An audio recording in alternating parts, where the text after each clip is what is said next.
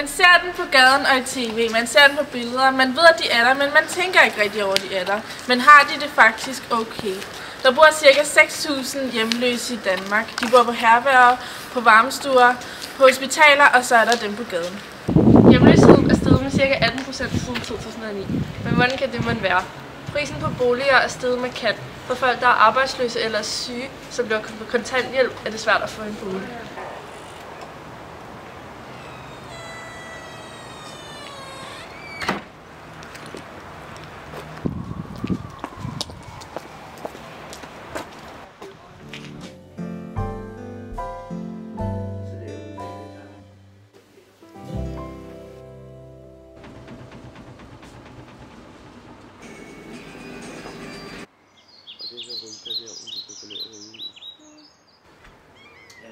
Og det er et meget spændende job, fordi der er ikke 2 dage, der er ens. Altså man kan have de bedste, man kan planlægge sin dag. Ligesom I har et schema i skolen, som I skal holde, ikke? Det kan vi ikke lave her, fordi man kan godt sige, at i morgen skal jeg lave det og det. Men der kan være sket så meget i løbet af en aften og en nat herude, så næste dag går helt i fisk. Hvor problemerne kan blive, det kan blive mellem damerne indbyrdes. Fordi damerne har ikke deres egne værelser. De bor 3 og 2 og 2. Og det kan godt give lidt problemer, når der er ikke så meget privatliv. Nej. Men i det store hele, vil jeg sige, så kommer de godt ud af det med hinanden. Og vi løser problemerne, hvis der er nogle problemer. Jeg vil sige, at vi har ikke haft den forrige leder, vi havde. Hun havde været her i 17 år. Og der har været 2 overfald. Og de er faktisk gået ud over hende hver gang, fordi hun var hende, der bestemte. Men så har vi nogle personalarmer, som vi trykker på, og så står politiet her i løbet af no time. Damerne, der er her, de bor her igennem længere tid, og vi forsøger at hjælpe dem med at komme ind i en ny bolig igen, eller hvis det er nogen, der ikke kan være alene, komme i en beskyttet bolig et eller andet sted. Ikke? Men nu, jeg har lige haft en her i går, faktisk, som jeg måtte sige til, at hun kunne ikke være her, fordi hun sov på 3-mandsværelse, og hun gik meget op om natten og smækkede med dørene. Og det er jo ikke, når der bor 6 andre damer, så kan man ikke rende og smække med dørene om natten. Og kunne ikke forstå, at hun ikke kunne sove inde i en stue et eller andet sted. Men det kan man jo ikke, når der sover nogle andre derinde. Når der er 2 på vagt. Og så måtte jeg jo så sige til hende, at hun måtte finde sig simpelthen et andet sted. Ikke fordi jeg smed hende ud, men for hendes eget bedste. Vi er selvvisiterende her. Der bliver i hvert fald sagt nej, hvis der er fyldt i alle sengene. Så kan vi ikke hjælpe dem. Fordi vi har ingen nødseng eller reserve eller noget, hvor vi kan lægge dem. Og så er vi nødt til at afvise dem. Men vi gør det på den måde, at vi som regel tager dem ind, og så ser, om vi kan hjælpe dem med at finde et andet sted at være. Så det er ikke sådan, at vi lige skubber dem ud på gaden igen. Men vi siger, kom indenfor og få en kop kaffe, og lad os lige tale om det, hvad er det, du har brug for. Og så prøver vi at ringe forskellige steder hen, og se, om vi kan hjælpe dem til en plads. Og ellers så må vi henvise dem til et nødherberg, som kun har åbent om natten, for eksempel. Det er ikke tilladt at indtage stoffer. Man må ikke have flasker med ind her. Hvis man har en flaske, skal man aflevere den ved døren. Narko, det ved jeg ikke. Vi har observeret nogen, der har siddet og røget hash her. Og man må ikke drikke her spiritus, og det er derfor, man ikke må have flasker med ind, fordi man kan jo godt have en flaske med ind med hvid vand, og så er det snaps eller vodka, der er på den, ikke? Så derfor, men vi kropsvisiterer dem ikke, når de kommer. De skal selv aflevere den flaske, og der får de sådan en lille folder, når de flytter ind, at man ikke må indtage stoffer og alkohol her på herberget. Vi har så også haft nogle alkoholikere, som har været mere fuld om morgenen end om aftenen, da de gik i seng. Og så er vi heller ikke dummere end mennesker her. Så vi kunne godt finde ud af, at der var noget galt. Så går vi så ind og beder om at se deres seng og deres taske. Og så finder man jo som regel en flaske, som de så har ligget og drukket af i løbet af natten. Ja. Og så får de faktisk karantæne. Og hvis det er så grænser de er, så bliver de afvist herfra, så bliver de bedt om at gå. Og så hjælper vi dem ikke med at skaffe noget andet. Nej. Fordi de kender reglerne. Men de må godt komme beruset enten af stoffer eller af alkohol. Det må de godt. Det må bare ikke indtages her på matriklen. 60% af alle hjemløse i Danmark er enten psykisk syge eller misbrugere. Men hvordan kan det være? Jeg står her i Roskilde og skal interviewe Colleen Cheng, som er psykolog på Sankt Hans Hospital.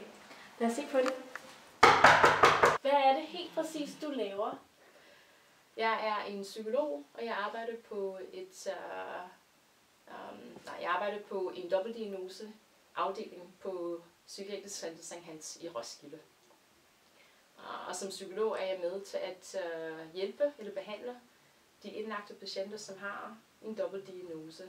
Folk, der bliver indlagt hos os, de har en dobbeltdiagnose, og det betyder, at de har både et misbrug og de har en anden psykisk lidelse. Misbrug kan være stoffer, og det kan være alkohol eller begge ting. Og så har de også en psykisk lidelse, som kunne være for eksempel angst. Det kan også være, at de har en depression. Det kan også være, at de har en sygdom, som hedder skizofreni. Og på grund af det, så har de fået de her diagnoser, og så, som jeg sagde før, et misbrug har de også. Så det er, hvad dobbeltdiagnose betyder.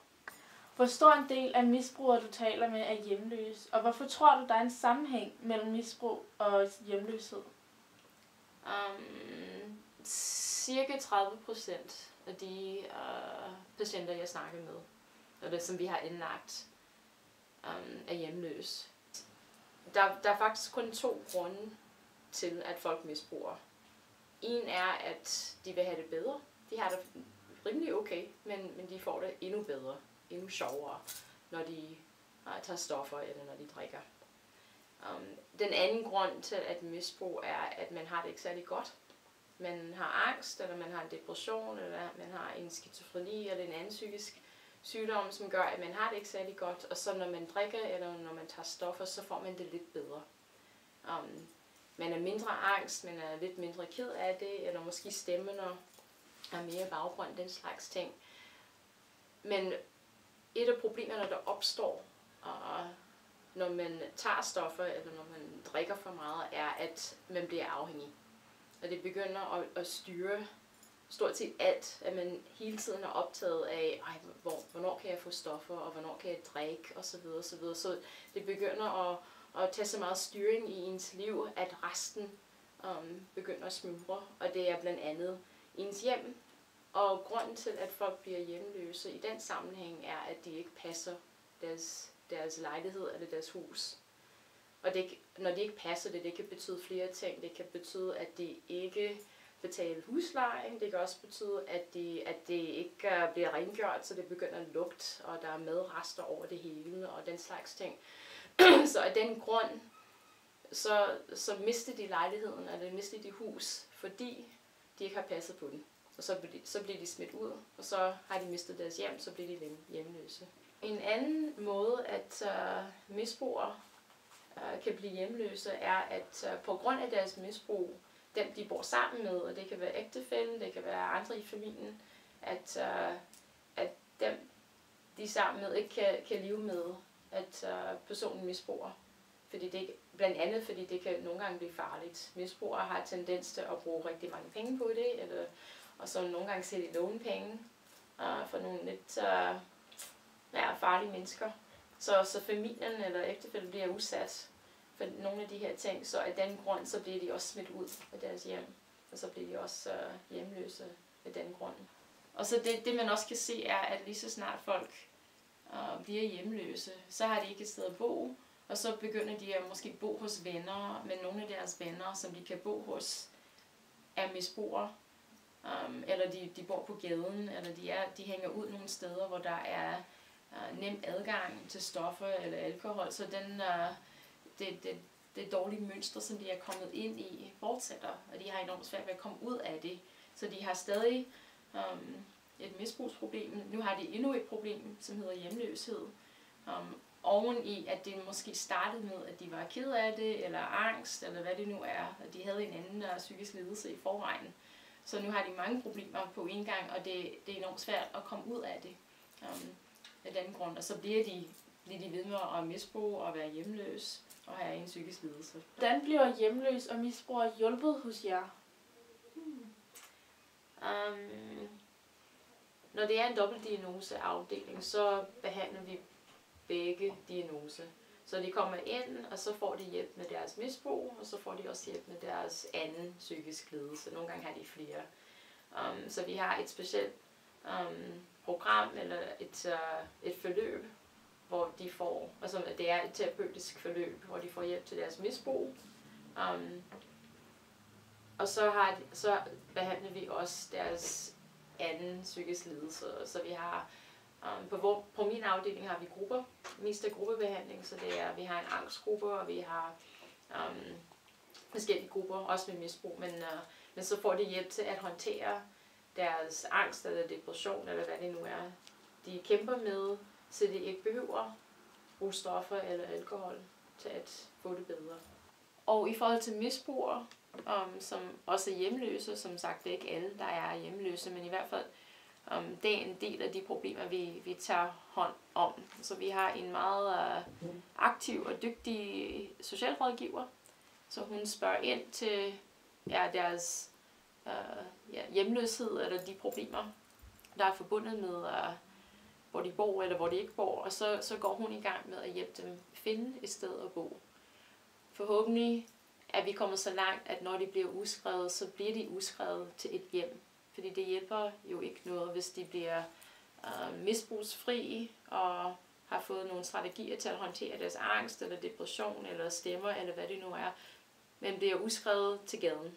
Hvis de stadig er hjemløse, så er der ikke en særlig god chance for, at de kommer videre, at de får det bedre langsigtet, fordi de bliver udskrevet til det samme miljø, som de kom fra. Så det er også det, vi tager hånd om, når de er indlagt hos os. Så vi har forholdsvis lange indlæggelser, det vil sige 3 måneder, måske 4 måneder, så vi har længe nok til at gå i gang med at arbejde med de forskellige problemstillinger på én gang. Så når de bliver udskrevet, så er de klar til at komme videre, forhåbentlig. I hvert fald det er vores mål.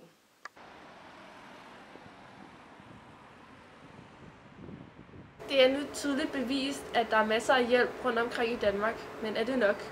Så du kan hjælpe ved at hive mobilen op af lommen, send besked til 1277 med teksten Collect SMP og doner 50 kroner til projektet Støtten Hjemløs. På gensyn.